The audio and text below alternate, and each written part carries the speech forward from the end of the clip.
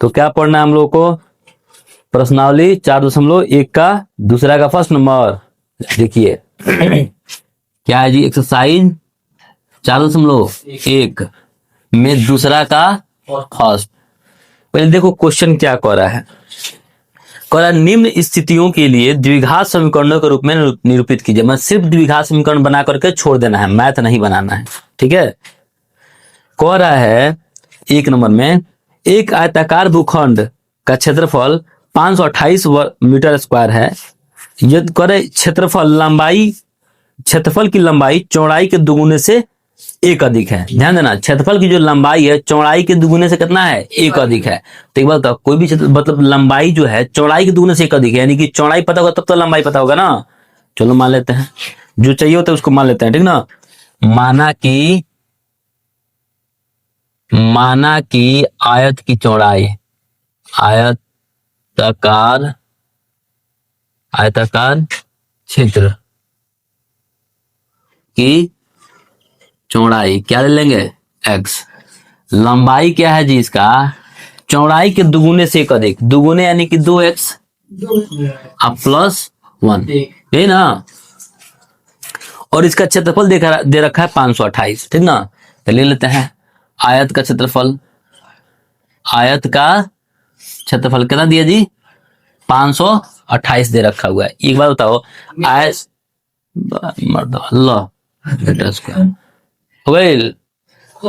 बुझा गइल, तू ठोकबा ईटा से खूंटा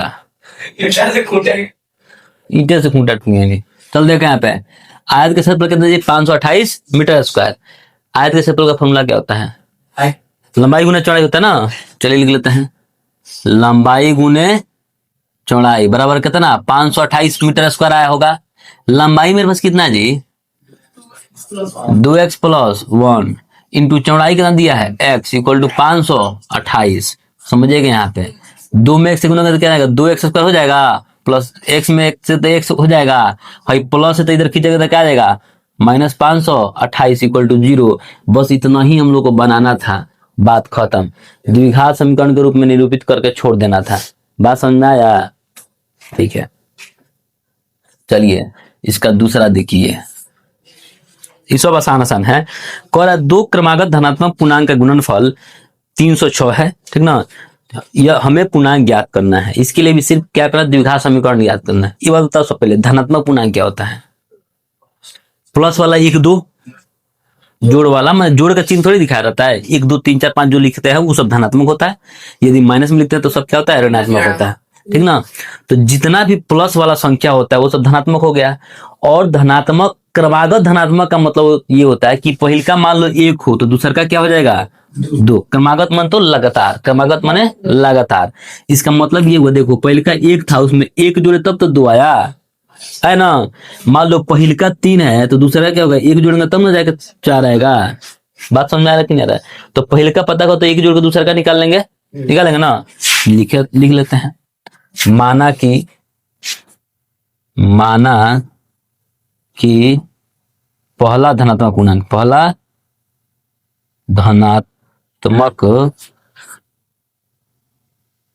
पूर्णांक इक्वल टू x, ठीक ना। और दूसरा धनात्मक पूर्णांक इक्वल टू क्या हो जाएगा जी? x plus 1। और कह रहा है दोनों पूर्णांकों का गुणनफल दे रखा है 306, ठीक है। लिख लो यहाँ पे, दोनों पूर्णांकों का गुणनफल कितना दिया जी? 306 दिया ना। तो कैसे करेंगे जी? x into x plus 1 equal to 306। मुंह बंद करे, चप्पल से मारेंगे उधर बोलेगा तो इसमें। अब खोर आदमी, चुट्टा खोर। क्या करना हम लोग को? इसमें गुना करना ना। x में x से गुना करके क्या आएगा? x स्क्वायर, अब प्लस x में x से करेंगे तो x इक्वल टू 306 है।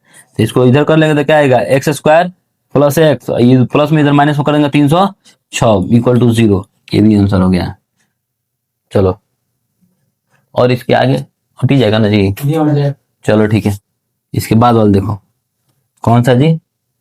तीसरा ना, तीसरा कह रहा है रोहन की माँ उससे 26 वर्ष बड़ी है। तो सबसे पहले ये तो मान लो कह दिया जाए, ठीक ना, और ये बैला से ले लेते हैं। खड़ा खड़ा खड़ा खड़ा जा, हाँ खड़ा, तो बैल आदमी है, ठीक ना। मान लो तुमसे कह दिया जाए कि तुमसे तुम्हारी मम्मी 26 वर्ष बड़ी हैं, कैसे उनका उम्र को पता चलेगा? मैंने तुम्हारा उम्र पता होगा तब तो तुम्हारी मम्मी की उम्र पता होगा ना। अब बैठो बैठो बैल आदमी। और हाँ, बैल अंकित कुमार है, ठीक है। आपकी कैसा है? नहीं वो अच्छा आदमी है, सिर्फ बैल अंकित कुमार है बस, और कोई नहीं, ठीक ना। अंकित कुमार गुप्ता। चल देख यहाँ पे, कजी कर लेना है हमको जी। रोहन, रोहन की से रोहन की माँ की उम्र निकालना ना, तो पहले रोहन का उम्र निकाल लेंगे। माना कि रोहन का वर्तमान उम्र, माना कि रोहन का वर्तमान उम्र, वर्तमान उम्र कितना है? x वर्ष, ठीक ना, x वर्ष।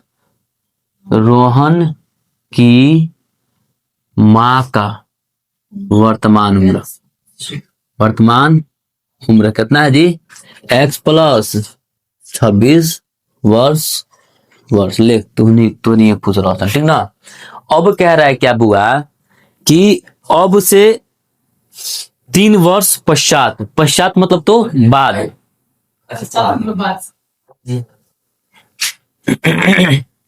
लिखेंगे 3 वर्ष पश्चात, पश्चात मतलब तो बाद में, ठीक ना। दोनों के क्या कर रहा है? दोनों के आयु का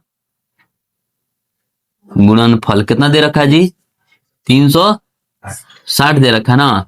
ध्यान देना, अब से 3 वर्ष पश्चात, बबू अब से 3 वर्ष पश्चात के मतलब तुम्हारे एज में भी 3 वर्ष बढ़ जाएगा और तुम्हारे मम्मी के एज में भी 3 वर्ष बढ़ जाएगा, ठीक है। चलो देखते हैं, तुम्हारा एज कितना था? x था, तो x प्लस 3 कह रहा है गुणनफल, यानी कि गुना में लिख लेते हैं।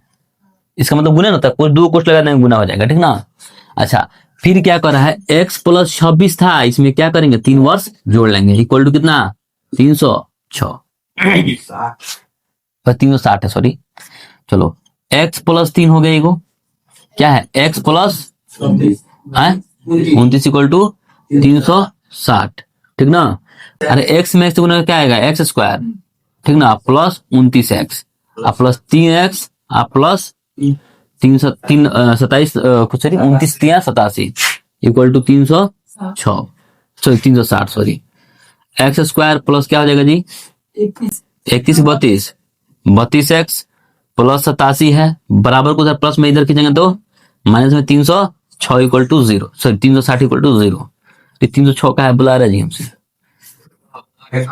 एक्स स्क्वायर प्लस 32x, ठीक ना, माइनस 10 में से 7 गया कितना बचा? 3, यहाँ क्या बचा जी? 5, 15 में से 8 गया कितना बचा? 7, और ये क्या बचा? 2 यार, इक्वल टू 0। ये तुम्हारा आंसर हो गया, बात खत्म, ठीक ना। एक और है, और देगा इसमें चांसेस तो नहीं लग रहा है इसे हमको। चलो कोई बात नहीं, चलो चलो चलो एक लास्ट वाला क्वेश्चन देख लो। कोची कह रहा है एक रेलगाड़ी 480 किलोमीटर दूरी समान चाल से तय करती है, ठीक ना। हमें रेलगाड़ी का चाल ज्ञात करना है, तो माना कि रेलगाड़ी का समान चाल x, ठीक ना। माना कि रेल गाड़ी का समान चाल, ठीक है, हो गया। अच्छा समय नहीं दिया ना, दूरी दे रखा है कितना? 480 किलोमीटर। ध्यान देना यहाँ पे, दूरी नहीं दिया है, दूरी कितना है? 480 किलोमीटर। समय निकाल दिया जाए, समय बार क्या होता जी? दूरी बटा चाल। दूरी मेरे पास कितना है? 480 बटा चाल कितना है? x। अभी क्या हो गया? घंटा में समय हो गया, जो भी, ठीक ना। अब क्या कह रहा है? ध्यान देना यहाँ पे। अब कह रहा है बुआ कि यदि उसका जो चाल था, कहां गया? 8 किलोमीटर कम होती, उसका जो स्पीड था 8 किलोमीटर कम होता, ठीक ना।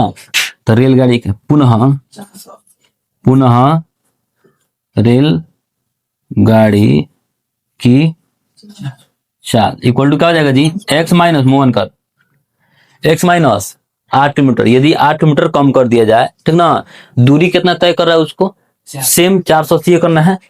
दूरी जो है कितना है, 480 ही है, तो इसका समय थोड़ा निकाल लें, लिख लेते हैं। समय बाय क्या होता है, दूरी बटा चाल, फॉर्मूला नहीं लिख रहा है, डायरेक्ट लिख रहे हैं। 480 बटा चाल कितना जी, x माइनस 8। ठीक है, ध्यान देना, ये हो गया।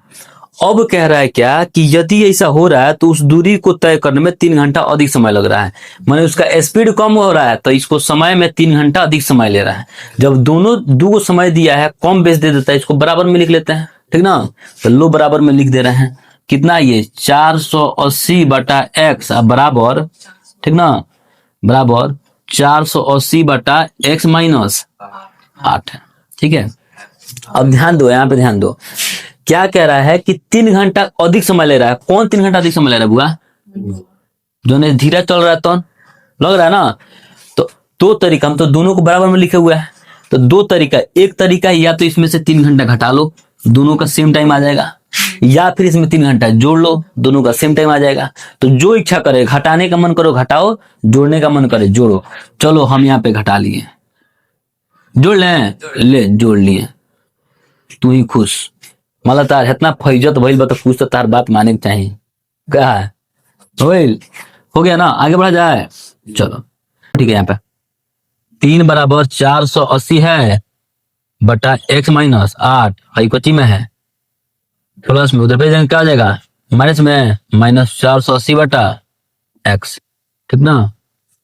चलो देखिए आगे, 3 बराबर, इसको कर लेते हैं, एलसीएम निकालते हैं। एलसीएम निकालने क्या आ जाएगा जी, x माइनस 8 इंटू एक्स। देखो x माइनस 8 से x माइनस 8 कट गया, क्या बचा, x बचा, x में 480 से गुना कितना आएगा, 480 x, ठीक है, माइनस।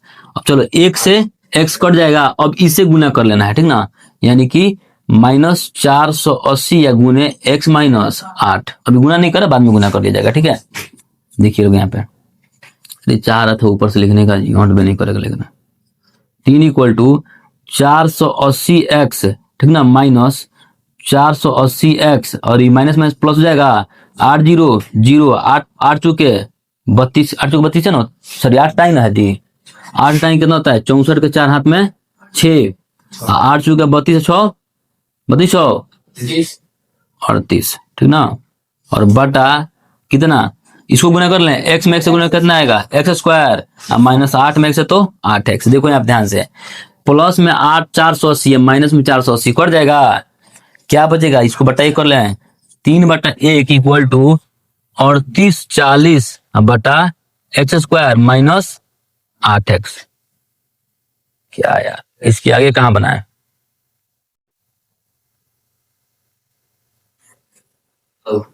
हाँ क्या फर्क पड़ता है उससे। चलो इसके आधा का पार्ट यहाँ पे देख लो, ठीक ना। क्या करना हमको, क्या दिया था, 3 बटा 1 इक्वल टू 38 40 बटा क्या है जी, एक्स स्क्वायर माइनस 8x। अब क्रॉस गुना कर लें तो क्या आएगा, 3 एकम 3x स्क्वायर माइनस 8 तरीके 24x बराबर 38 40 है तो 38 40 लिख लेंगे, ठीक है। अब देखो यहाँ पे 3x square minus 24x plus है तो माइनस में 38 40 इक्वल टू 0। अब देखो इतना शायद हो सकता है कि आंसर ना दिया हो सकता है इतना आंसर ना दिया हो, तो क्या किया, 3 से भाग दे दिया होगा, ठीक ना। तो यहाँ पे लिख लेते हैं 3 से भाग देने पर, ठीक ना, क्या हो जाएगा, एक्स स्क्वायर माइनस 8x, ठीक ना, और माइनस 3 से भाग करो, 3 एकम 3 3 दूनी 6 14, क्या हो जाएगा जी 24 3 8 है 24 0 इक्वल टू आंसर। इतना आंसर दिया होगा, ठीक ना। ये दोनों में से कोई एक आंसर दे रखा होगा, ठीक है। बात समझ में आया, क्लियर हो गया। अब समझ में आया वो तुमको, अब छाप लो, ये इस प्रकार से 4.1 आपका खत्म हुआ, ठीक ना। और बबू को क्या कर रहा है, क्या दिख रहा है, चौथी के जैसन, एलियन के जैसन, क्या बात है, कौन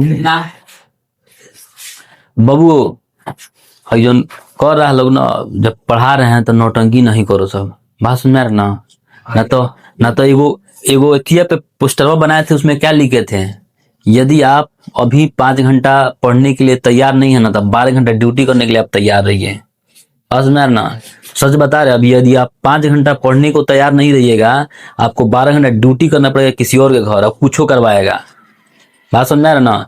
भलाई ये है कि आप लोग पढ़ाई कीजिए, तो ही कीजिएगा।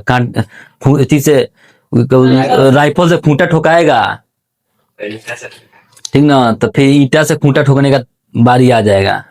भलाई है, पढ़िए आप। राइफल से खूंटा नहीं ठोकिए लोग, ठीक है। अब छाप लगे इस बात पर।